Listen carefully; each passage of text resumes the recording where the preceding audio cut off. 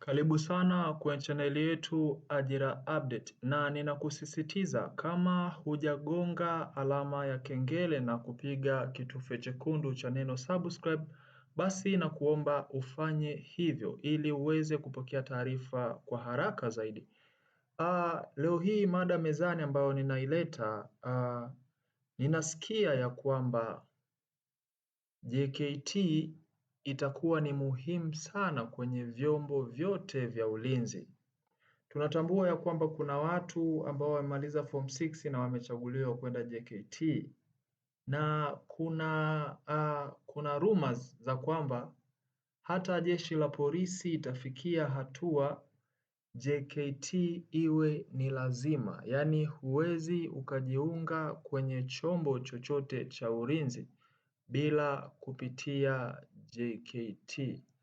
Hivyo kama wewe kweli umepata nafasi ya kwenda jeshini, hakikisha unaenda. Kama tu utataka kwa baadaye kuja kujiunga na vyombo vya ulinzi, mfano jeshi la polisi, uhamiaji, magereza, zimamoto na JWTZ.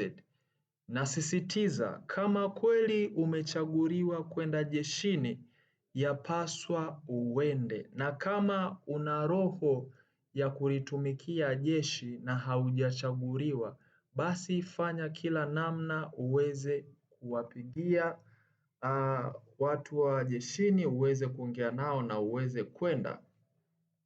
Kuna umuhimu sana kuwa na cheti cha JKT hapa mbeleni. Hizi kazi za ulinzi zitakuwa bila JKT hautachukuliwa. Kwa hiyo kitakuwa ni kigezo ambacho kinaangaliwa kwa karibu zaidi. Kwa nini?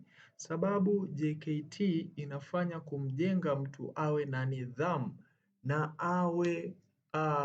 awe mzalendo kwa taifa lake. Nadhani kwa mtu ambaye amepita JKT atakuwa ananielewa ni nini nakitoa hapa, ni nini nakiongea.